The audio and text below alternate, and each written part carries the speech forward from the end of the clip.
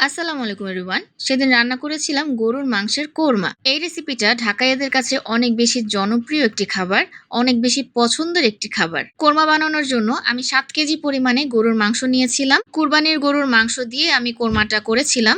আর এই রেসিপিটাতে কিন্তু একটু বেশি পরিমাণেই তেল চর্বি ব্যবহার করা হয়ে থাকে। আমি একটি বড় পাত্রে পরিমাণ মতো তেল নিয়েছিলাম। আর আগেই আমি গরম মশলাগুলো খুব ভালো মতো ধুয়ে পরিষ্কার করে রেখেছিলাম। তেলটা যখন খুব ভালো মতো গরম হয়ে গিয়েছিল তখন তাতে আমি গরম মশলাগুলো দিয়ে দিয়েছিলাম। আর গরম মশলার মধ্যে আমি নিয়েছিলাম দারচিনি, এলাচি, তেজপাতা ও লং। কোরমায় গোলমরিচও ব্যবহার করা হয়ে থাকে, কিন্তু সেদিন আনফরচুনেটলি আমার বাসায় গোলমরিচ ছিল না, তাই আমার দেয়া হয়নি। যেহেতু আমার সেদিন কোরমা দেওয়ার কোনো প্রিপারেশন ছিল না, হঠাৎ করেই কোরমা দেয়া, তাই আগে থেকে কোনো কিছু আমি ঠিক করে রাখিনি। যাই হোক, গরম মশলা দেওয়ার পর খুব ভালো মতো নেড়েচেড়ে আমি পেঁয়াজ কুচি দিয়েছিলাম। আর একটু বেশি পরিমাণে পেঁয়াজ আমি আগে থেকেই কুচি করে রেখেছিলাম, কারণ কোরমায় কিন্তু পেঁয়াজটা একটু বেশি পরিমাণেই দেয়া হয়ে থাকে। পেঁয়াজ কুচি দেওয়ার পর খুব ভালো মতো নেড়েচেড়ে দিয়েছিলাম। পেঁয়াজটা যখন একটু ব্রাউন হয়ে গিয়েছিল তখন তাতে পরিমাণ মতো লবণ দিয়ে দিয়েছিলাম।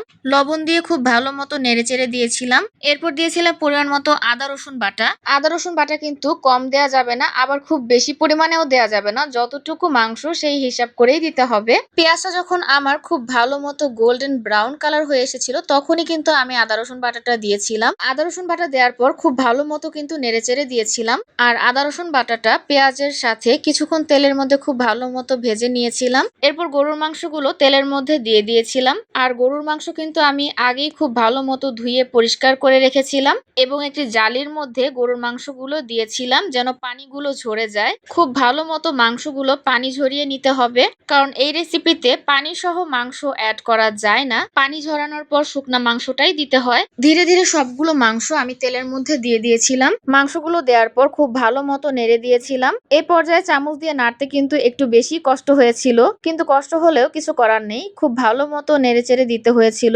কারণ ভালো মতো না নাড়লে নিচের দিক থেকে কিন্তু মাংসগুলো পুড়ে যেতে পারে। খুব ভালো মতো নেড়েচেড়ে ঢাকনা দিয়ে ঢেকে দিয়েছিলাম। আর আমি কিন্তু কিছু পরিমাণে চর্বিও অ্যাড করেছিলাম, কিন্তু সেই ক্লিপটা আমার নেওয়া হয়নি। এই রেসিপিটায় অবশ্যই চর্বি দেয়া হয়ে থাকে। চর্বি ছাড়া গরুর মাংসের কোরমা রান্না করা হলে কোরমার সেই অথেন্টিক টেস্টটা পাওয়া যায় না। তাই অথেন্টিক টেস্ট পাওয়ার জন্য অবশ্যই কোরমায় চর্বি দিতে হয়। আর টানা 3-4 দিন যাবত কিন্তু কোরমা খুব ভালো মতো জাল দিতে হয়। প্রতিদিন 2 থেকে 3 বার খুব ভালো মতো জাল দিতে হয়। 2-3 দিন পর যে কোরমার আসল টেস্টটা পাওয়া যায়। কুরবানির ঈদে ঢাকাইয়াদের বাড়িতে অবশ্যই এই গরুর মাংসের কোরমা রান্না করা হয়ে থাকে। গরুর মাংসের কোরমা আমার এবং আমার বাসার সবার খুব পছন্দের একটি খাবার, তাই প্রতি কোরবানির ঈদে আমার বাসায় অবশ্যই এই কোরমা রান্না করা হয়ে থাকে। তো আমার আজকের ব্লগ এতটুকুই।